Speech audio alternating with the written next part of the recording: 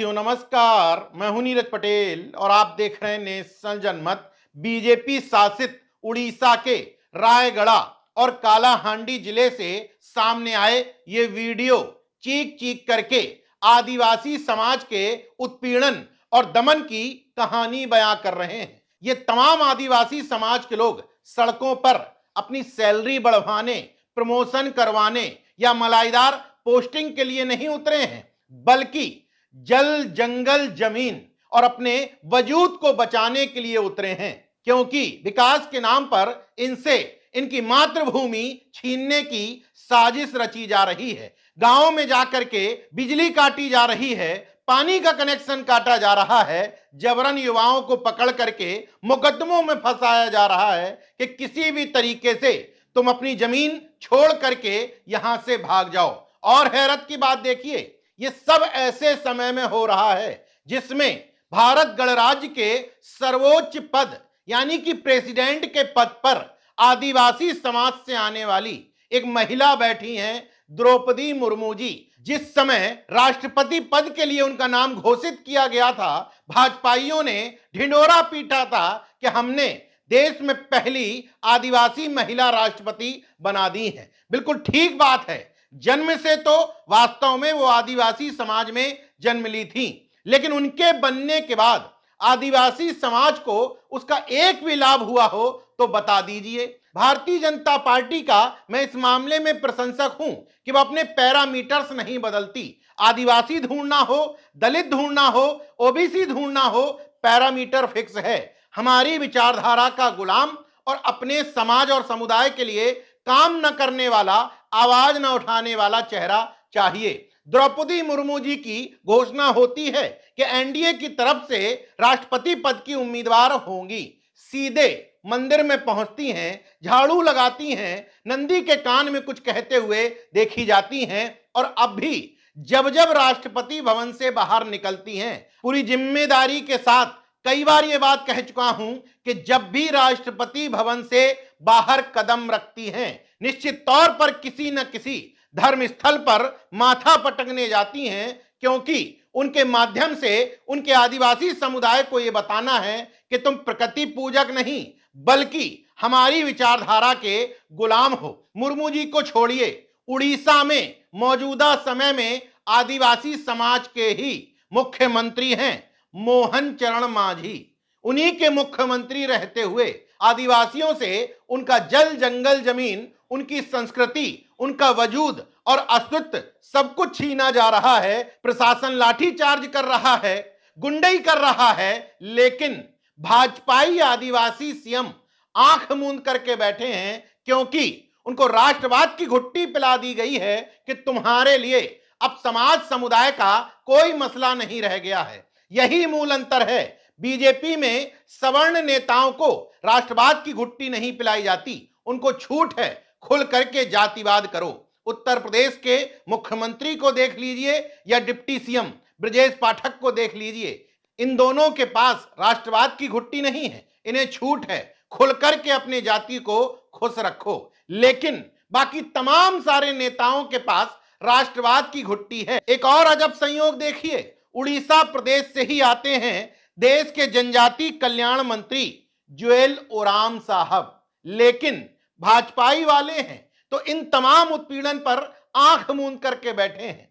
इसी मंत्रालय के केंद्रीय राज्य मंत्री हैं दुर्गादास उइके। उड़ीसा से नहीं आते लेकिन आदिवासी समुदाय से आते हैं, लेकिन इन सब मसलों में पढ़ने की, बोलने की कोई आजादी नहीं है। अब सवाल यह है कि सब हो क्यों रहा है। दरअसल मोदी सरकार की तरफ से मुख्यमंत्री को आदेशित किया गया है कि किसी भी तरीके से, प्यार से, धमकी से या गुंडई से वेदांता कंपनी को बॉक्साइट खनन के लिए जमीन और संसाधन उपलब्ध कराओ, चाहे इसके लिए आदिवासियों के घर उजाड़ना पड़े, जमीन छीननी पड़े, रोजगार छीनना पड़े और यहां तक कि उनकी जिंदगी भी छीनना पड़े तो छीन लो। संविधान में आदिवासियों को कुछ विशेषाधिकार मिले हुए हैं, उनकी खुलेआम धज्जियां उड़ रही हैं। वनाधिकार कानून बने हुए हैं, उनको कोई नहीं पूछ रहा है। देश की सबसे छोटी पंचायत कही जाती है ग्राम सभा, उसकी भी अनुमति लेने की जरूरत नहीं है। मतलब ना खाता ना वही, ऊपर से मोदी सरकार जो आदेशित कर दे वही सही। ये बात मैं यूं ही नहीं कह रहा हूं। रायगढ़ जिले के कलेक्टर कुलकर्णी आशुतोष सिंह ने धमकी भरे लहजे में आदिवासी लोगों से अपनी जमीन खाली करने को कहा, साथ ही अपने डॉक्यूमेंट्स दिखाने को कहा और गांव वालों को बताया कि पूरा इलाका वेदांता को माइनिंग के लिए अलॉट कर दिया गया है। आपके हितों की रक्षा के लिए हमारे पास एक आदिवासी सीएम है, उसी को झुंझुना समझ के बजाइए। सरकार ने यहां माइनिंग पर बिल पास कर दिया है, यहां से आप हट जाओ, कानून को अपने हाथ में मत लो। और इतना सुनने के बाद आदिवासियों का गुस्सा और भड़क उठा। जो आग अंदर अंदर जल रही थी वो ज्वालामुखी में तब्दील हो गई। पुलिस प्रशासन से सीधे सीधे गरीब और निरीह आदिवासियों की भिड़ंत हो गई। इस तरफ से भी पुलिस वाले जख्मी हैं और इस तरफ से आदिवासी जख्मी हैं। दोनों तरफ से ही सामान्य घरों के लोग जख्मी हैं, लेकिन कॉरपोरेट और पॉलिटिक्स का गठजोड़ एसी कमरों में बैठ करके जाम छलका रहा है और आगे की साजिश रच रहा है कैसे इन सब को यहां से विस्थापित करना है।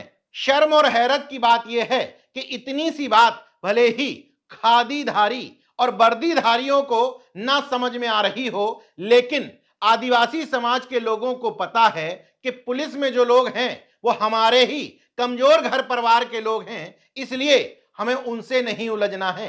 एक वीडियो सामने आया है, उसमें अपनी स्थानीय भाषा में आदिवासी समाज के लोग सीएम को तो धिक्कार रहे हैं, लेकिन कह रहे हैं पुलिस के भाइयों से हमारा कोई बैर नहीं। सुन लीजिए। पुलिस को आगे करता है, पुलिस हमारा भाई है, भाई के साथ लड़ना चाहिए नहीं है। अब उड़ीसा के मुख्यमंत्री मोहन चरण मांझी में अगर जरा सी भी शर्म बची हो तो सिजमली पहाड़ियों को बचा लो, वरना ये आदिवासी जो आपके खिलाफ महज नारेबाजी कर रहे हैं, इनका गुस्सा और भड़क सकता है।